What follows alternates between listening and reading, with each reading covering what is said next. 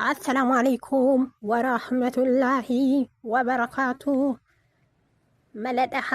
ملدها مئوسوسي تاتي أكم غوتا أكما نما توكوتي دلغتي ججيرمي غرا بيا كوتي دي بيا جدي بيا بهي بيا أرماغهي دلغتي سيني دلغتي من داكيا كجيان أرغتلو غرا ماتي كوتي ergadha ture ennaa erguu yookiin qarshii koo kan ergadhu naaf kaayaadhaa yookiin wayiin naaf dalagaadhaa jedhee itti ergadha ture. Osoo akkas jedhuu waggaa 2 xumure galuu barbaade maatii kiyyaan galuu barbaadaa wanti ani isinitti ergadhe jira jedhee gaafadhe.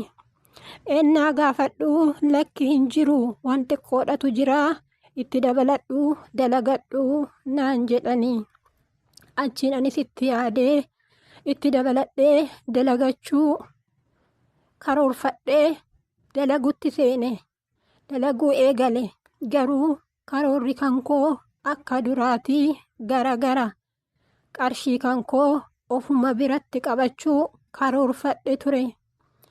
Achiin mindaan kiyya gaafa ji'aa gahuu madaamii tantootiin ani qarshii kan koo ergachuu hin barbaadu ofuma biratti qabachuu barbaada jechuudhaan gaafadhe.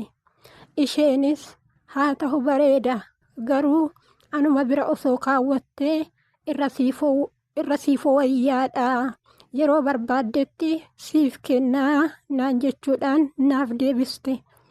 Anis haa ta'u hayyee jechuudhaan deebisee fi isii biruma kaawwachuu karoorfadhe.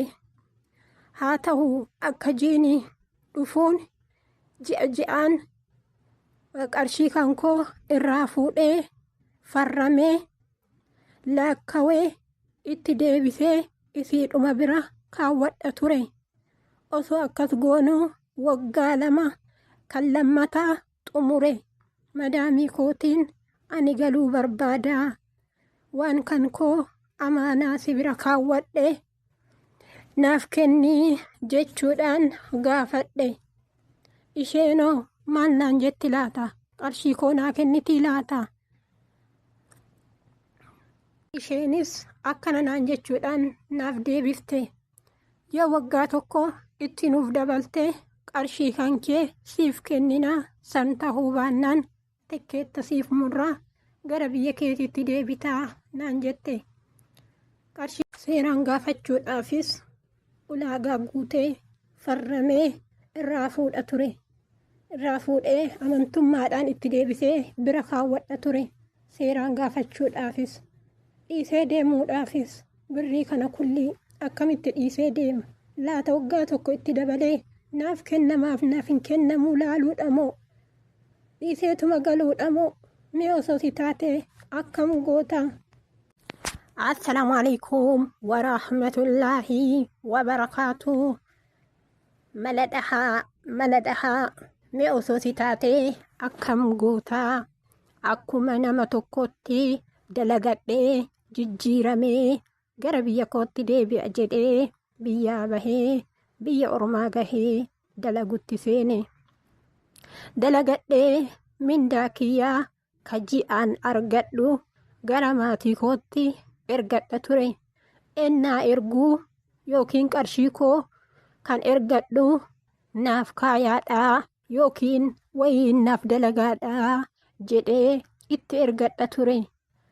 Osoo akkas jedhuu waggaa 2 xumure galuu barbaade maatii kiyyaan galuu barbaadaa wanti ani isinitti ergadhe jira jedhee gaafadhe. Ennaa gaafadhu lakki hin jiru wanti qoodhatu jira itti dabaladhu dalagadhu naan jedhanii achiin anis itti yaadee itti dabaladhee dalagachuu karoorfadhee dalagutti seene dalaguu eegale garuu karoorri kan koo